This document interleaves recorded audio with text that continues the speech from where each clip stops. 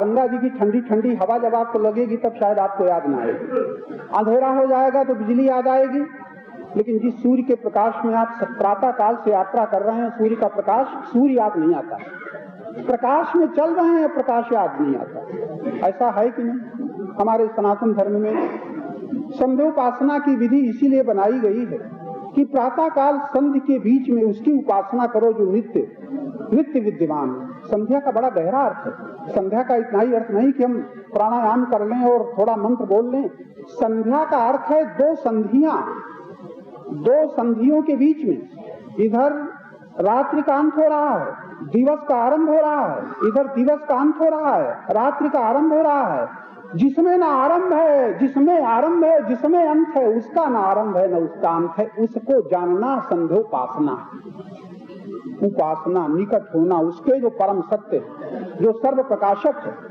लेकिन हम संध्योपासना के नाम पर कुछ यंत्रवत उसकी पूर्ति तो कर लेते हैं क्रियात्मक, लेकिन विवेक के द्वारा हम संध्योपासक भी अच्छी तरह नहीं हो पाते हैं। वरना संध्योपासक हमारे विद्वान लोग याद रखें, कम से कम प्रातः उठते समय दो संधियों के बीच में उसको जान लो जो दोनों संधियों का पोषक है, प्रेरक है और धारण करने वाला है। तो मेरा इशारा ये कि हमारे सनातन धर्म में सूर्य नमस्कार की उठते ही इसीलिए विधान बना है, कम से कम इसी बहाने परमात्मा की एक विभूत याद आ जाए।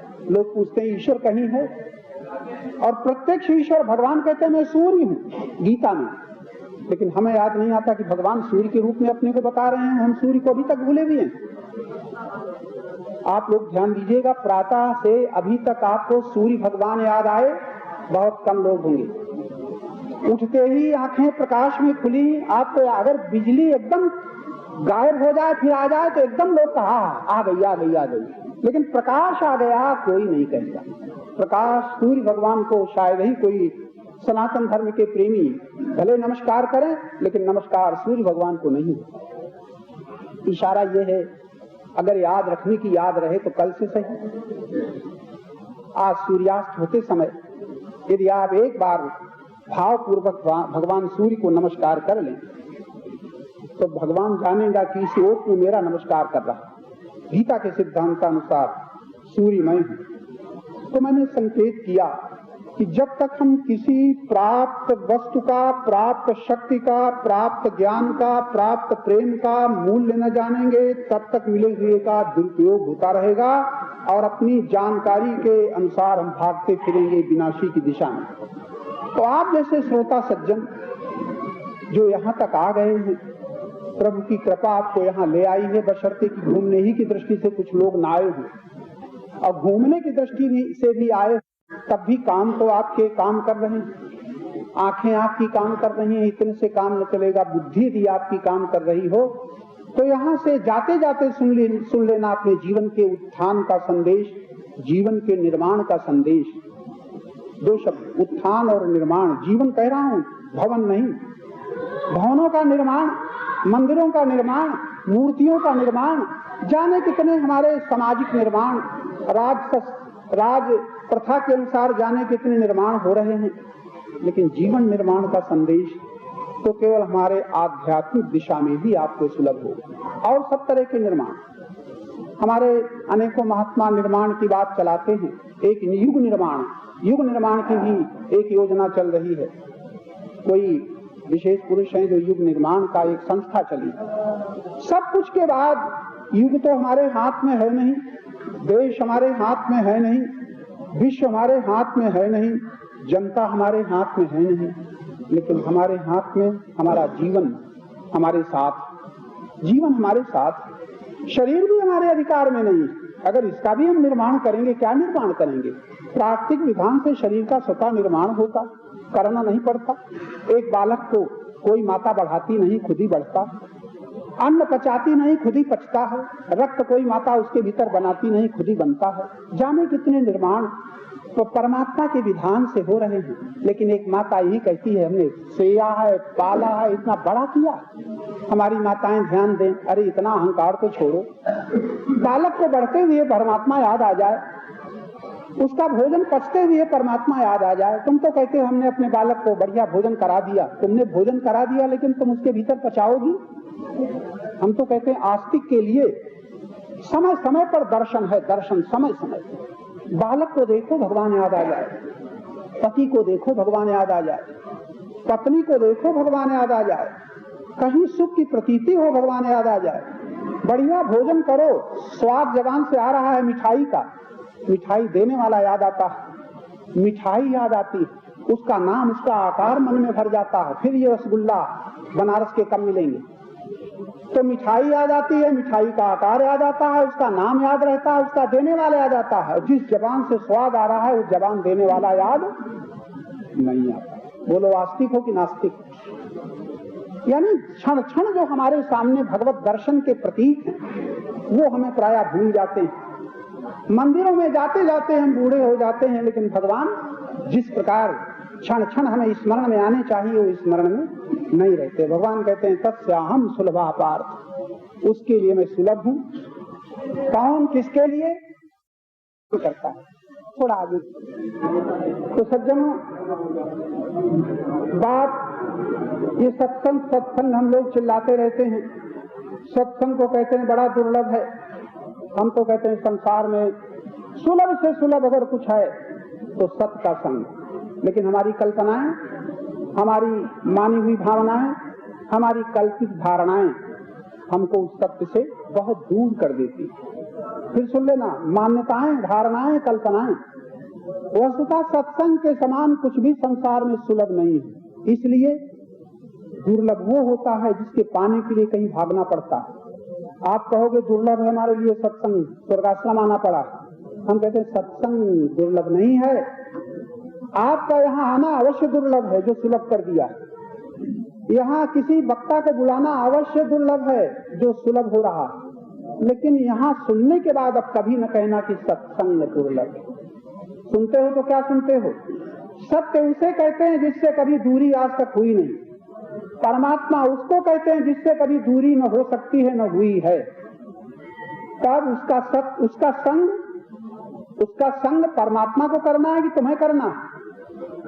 आप नित्य प्राप्त सत्य का संग खुद नहीं करते हो और भागे भागे दौड़े दौड़े दिशाओं में घूमते हो। सत्संग सत्संग सत्संग।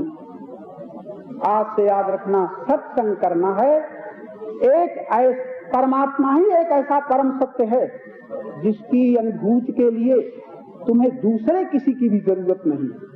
बड़ी विलक्षण बात। पूजा के लिए जरूरत पड़ेगी, माला की जरूरत पड़ेगी, फूल की जरूरत पड़ेगी, मूर्ति की जरूरत पड़ेगी, और मूर्ति के लिए मंदिर की जरूरत पड़ेगी, मंदिर बनाने के लिए, मूर्ति लाने के लिए पैसे की जरूरत पड़ेगी। लेकिन परमात्मा को पाने के लिए किसी की जरूरत नहीं। अगर आज हमारी बात कुछ खटक रही हो तो कल 10 मिनट पहले अपने प्रश्न रख देना। जो भी यहाँ सुनते हो समझने के लिए सुनते हो, आपको यहाँ फुसलाया नहीं जा रहा है, आपको रिझाया नहीं जा रहा है, आप समझने की क्षमता रख रहे हैं, इसलिए आपके अज्ञान आपको समझाया जा रहा है। अज्ञान ही समझाया जा रहा है और कुछ नहीं। यदि हम लोग अपने अपने अज्ञान को समझ लें ज्ञान के प्रकाश में, तो आपने अब इतनी देर में क्या सुना? सत परमात्मा और उसकी प्राप्ति के लिए आप इतने स्वतंत्र हैं, इतने स्वतंत्र हैं। रामायण में भी इशारा किया है, भक्ति स्वतंत्र सकल सुख खानी, लेकिन शर्त रख दी बिनु सत्संग न पावई प्राणी। अब आप कहते हैं सत्संग बड़ा दुर्लभ, बस गड़बड़ हो गया।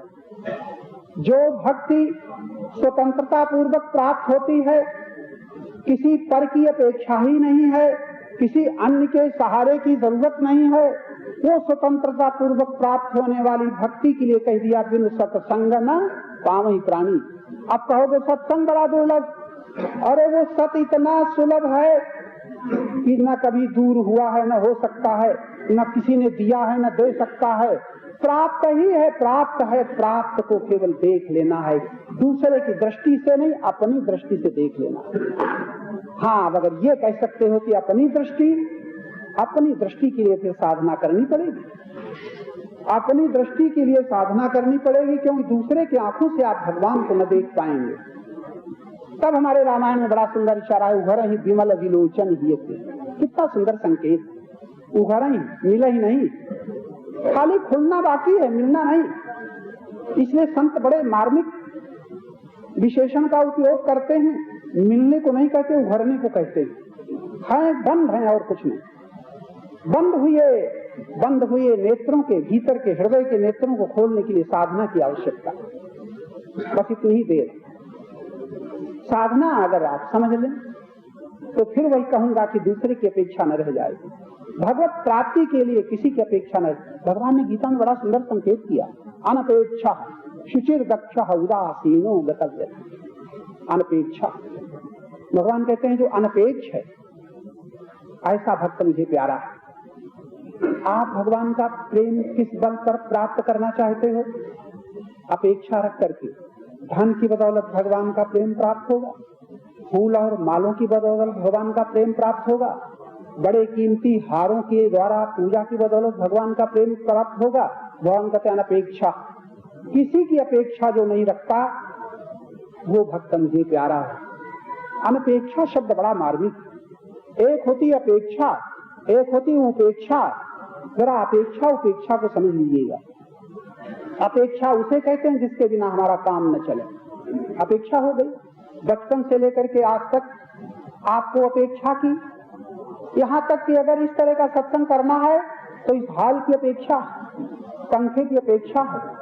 अगर आवाज दूर तक पहुंचानी है तो इस माइक्रोफोन की अपेक्षा है। लेकिन याद रखना, परमात्मा के पाने के लिए किसी की अपेक्षा नहीं, सत्संग के लिए किसी की अपेक्षा नहीं, चर्चा सुनने के लिए अपेक्षा। आप जो चर्चा सुन रहे हो अपेक्षा, लेकिन सुन रहे हो तो क्या सुन रहे हो? ये सुन रहे हो कि जब तुम्हें भगवान की प्राप्ति का प्रश्न हो तब याद रखना तुम्हें किसी सहारे की जरूरत नहीं, कहीं जाने की जरूरत नहीं, किसी की अपेक्षा नहीं। अपेक्षा होती है भोगी के लिए, और जब भोग का परिणाम हमारे सामने दुख और अशांति आता है और उसकी निवृत्ति का प्रश्न उठाते हैं तब होती है अपेक्षा की विपरीत उपेक्षा।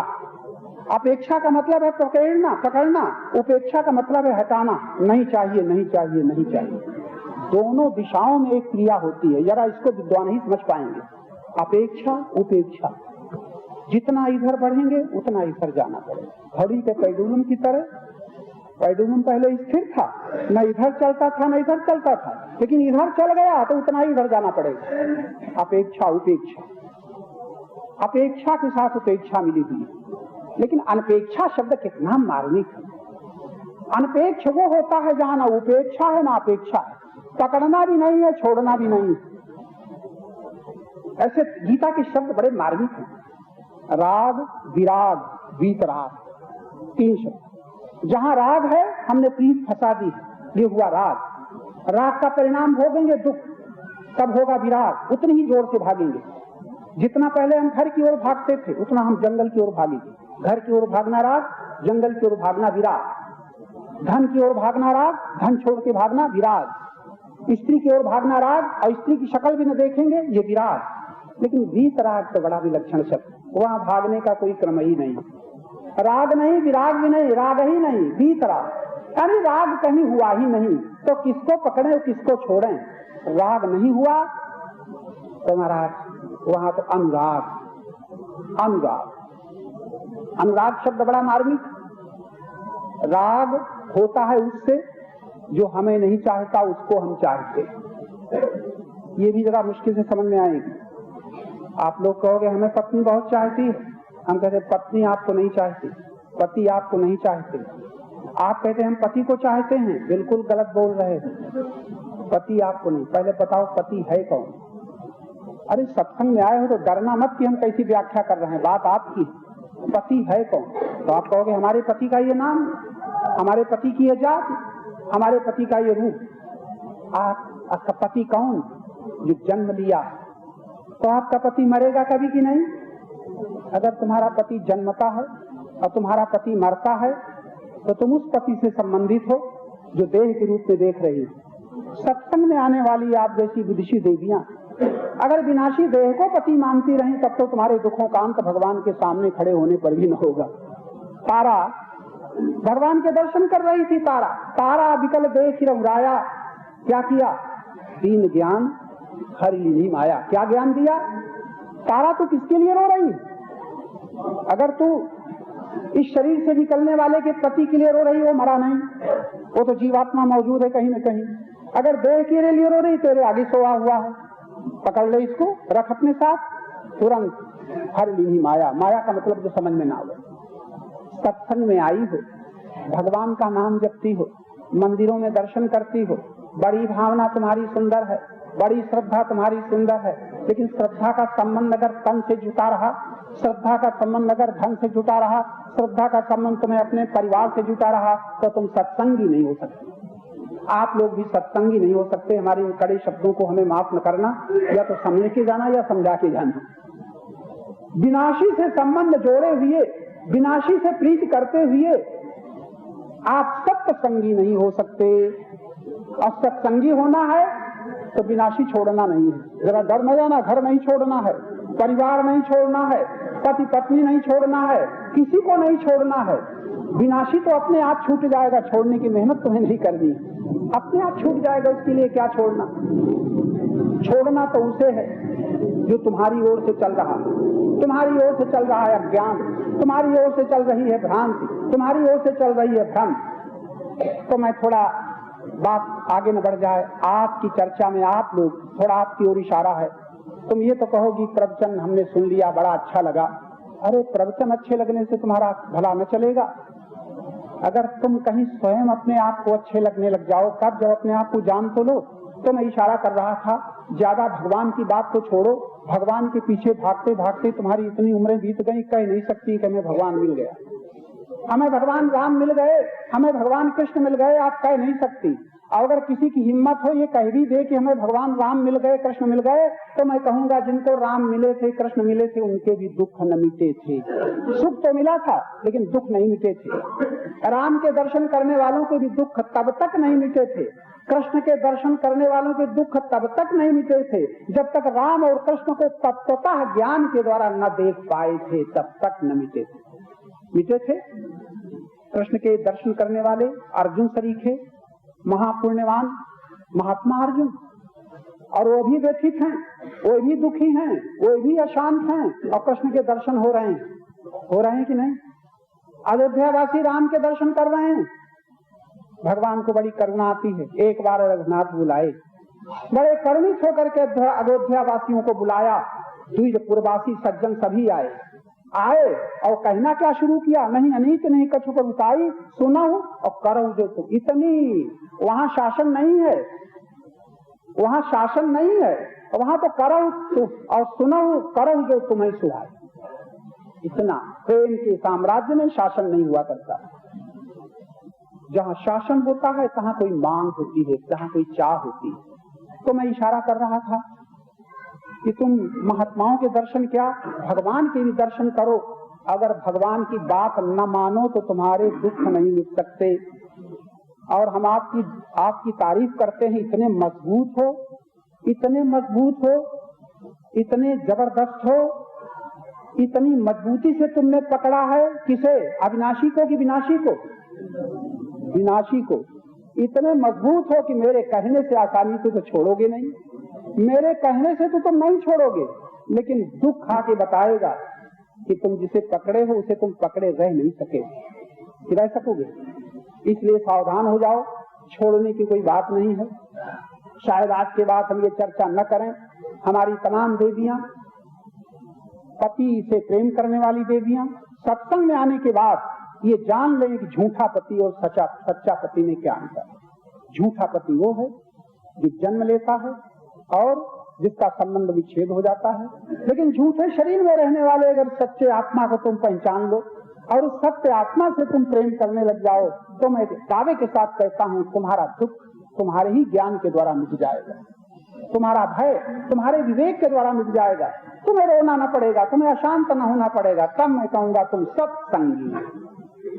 सत का संगी और वियोग से रोवे, सत का संगी और हानि से व्यथित हो, सत का संगी और संसार के संबंध विच्छेद से परेशान हो। भैया माफ करना या न करना, सत्संगी हो करके जो व्यथित होता है वियोग से, हानि से, संबंध विच्छेद से, वो असत का संगी है, सत का संगी नहीं। सत के संगी को भय कैसा? दैवी संपत्ति आ जाने मात्र से गीता में कितना महत्व दिया गया है। अभयम, दैवी संपदा में सबसे बड़ा लक्षण अभय का किया, भय रहित हो जाता। सत्संगी और भय उसे होगा जहाँ कुछ छूटना है, भय उसे होगा जहाँ कुछ जाना है। मानवता का निर्माण करना चाहते हो, मानव जीवन को सुंदर बनाना चाहते हो, जरा जीवन शब्द का प्रयोग हमने किया है। तन को सुंदर तो सभी बना लेते, तन का श्रृंगार तो वेश्याएं भी कर लेती हैं दूसरों को रिझाने के लिए, लेकिन जीवन को सुंदर बनाना भारतीय दर्शन में साधक जिसे कहते हैं, उसका जीवन सुंदर हो।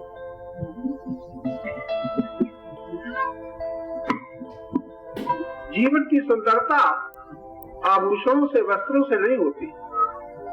जीवन की सुंदरता ईश्वरीय गुणों के विकास से होती। आपकी समझ में आ जाए तो आज से ही कोशिश करना। आप में अगर ईश्वरीय गुणों का विकास न होता तो आप यहाँ ना आए होते। यहाँ ना, लोग तो है ही है, मोह तो हम सब में है ही है, अभिमान तो है ही, कामनाएं हैं ही, उसके साथ ईश्वरीय गुणों का विकास हुआ है।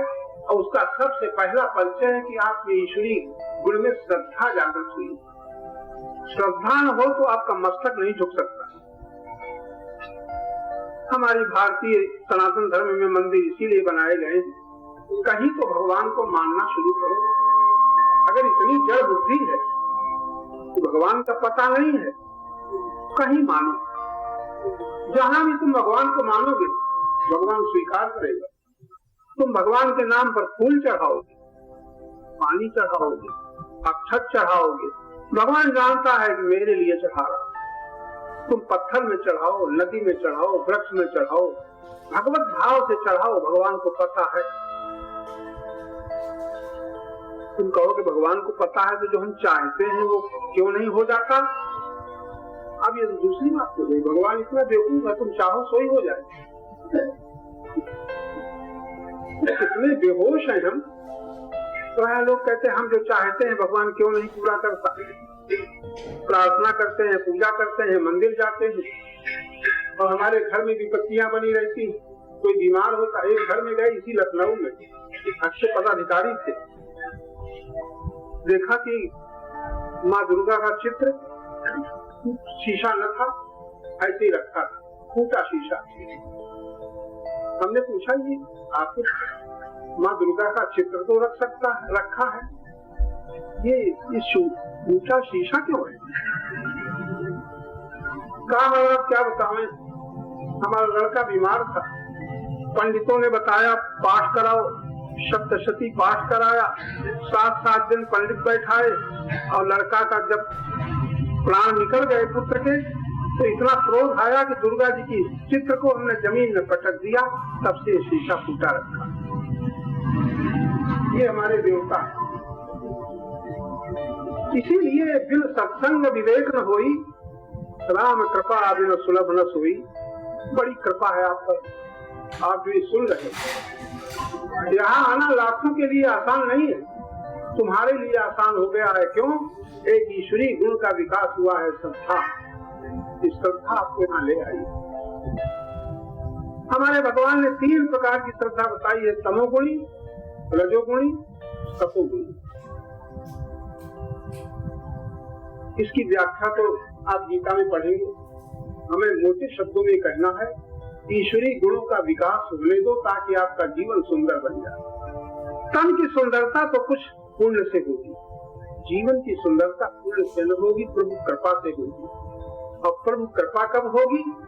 जब किसी बहाने आप ऐसे कुछ कर्म कर जाएंगे जिनका बदला न लेंगे। बदला न लेंगे, वो पूर्ण कर्म तुम्हारा संचित हो जाएगा। संचित होते होते फिर भगवान के विधान से मिलेगा। जो तुम चाहोगे वो तो प्राकृतिक विधान है।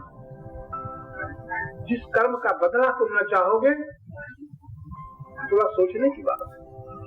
आप किसी सेठ से वेतन लेते थे और काम करते, सेठ तुम्हें प्रतिमास वेतन देता है, लेकिन ऐसी कुछ सेवा करो सेठ की कि जिसका तुम बदला न लो। वो देना चाहता है आप नहीं लेते, तो वो तुम्हारी सेवा सेठ को याद रहेगी कि नहीं? और याद रहेगी तो तुम जो मांगते हो, तुम जो वेतन लेते हो, वो तो तुम्हारी हैसियत से मिल जाता है। लेकिन सेठ, ये सेठ तो अल्पज्ञ हो सकता है, लेकिन परमात्मा अल्पज्ञ होता है, सर्वज्ञ होता है। कृपा सब पर नहीं होती, कृपा तो उसी पर होती है। गीता में भगवान ने निर्णय कर दिया, भजताम प्रीति पूर्वकम, जो प्रीति पूर्वक मेरा भजन करते हैं उन पर कृपा होती है, प्रीति पूर्वक। जरा ध्यान देना, आप जप कर सकते, कीर्तन कर सकते हैं, पाठ कर सकते हैं, आंख बंद करके ध्यान कर सकते हैं, मंदिर में आप नित्य जा सकते हैं, लेकिन प्रीति पूर्वक बहुत सोचना पड़ेगा। लाखों मंदिरों में जाते हैं, लेकिन प्रीति परमात्मा में नहीं, प्रीति भगवान में नहीं है। कई बार हम आप लोगों को बता चुके हैं, आप भगवान को चाहते हो कि भगवान से चाहते हो? सोच लो। अगर भगवान से चाहते हो तो आपकी प्रीति भगवान से नहीं, जिसे चाहते हो उससे प्रीति है। चाहे धन चाहो, चाहे मान चाहो, चाहे भोग चाहो, चाहे संयोग चाहो, चाहे शादी विवाह चाहो, चाहे मुकदमा जीतना चाहो, प्रीति भगवान से नहीं। भगवान से जो प्रीति पूर्वक भजन करेगा और कुछ मांगेगा नहीं, तो भगवान जो कुछ देंगे अपनी हैसियत से देंगे। तुम मांगोगे तुम्हारी अपनी मौज। इसीलिए कृपा सब पर नहीं होती, दया सब पर है। दया सब पर है, कृपा सब पर नहीं है। कृपा उसी पर होती है जिसको भगवान अपनी दिशा में मिलाना चाहते हैं, और दया उस दुखी पर होती है जो वस्तु के लिए, धन के लिए, संयोग के लिए, भोग के लिए दुखी है, उस पर दया होती है। एक मूर्खता हमारी देखो, आज अगर सावधान होकर के सुन रहे हो तो हमको रोज मिलेगी नहीं, हम तो भगवान की चर्चा सुना रहे हैं। सावधान होकर के सुन लो। हजारों वर्ष तुम परतंत्र रहो, आज से स्वतंत्र हो सकते। स्वतंत्र शब्द का मतलब ये नहीं कि हम इतने धन के मालिक। संसार में, तुम्हारे देश में भी संसार में धन के मालिक बहुत कम, लेकिन बहुत कम धनी जानते हैं कि धन के कितने गुलाम हैं। पत्नी के मालिक आप तमाम लोग बैठे हो, लेकिन आपको पता होना चाहिए अगर पत्नी के मालिक बनते हो उतने ही अंशों में आप पत्नी के साथ थे। पद के पदाधिकारी मालिक देश में बहुत है, लेकिन आप किसी संत महात्मा के निकट जाकर के सुनोगे तो पता चलेगा ये पद के मालिक नहीं है, पद की दास्ता में अहंकार बंधा हुआ है।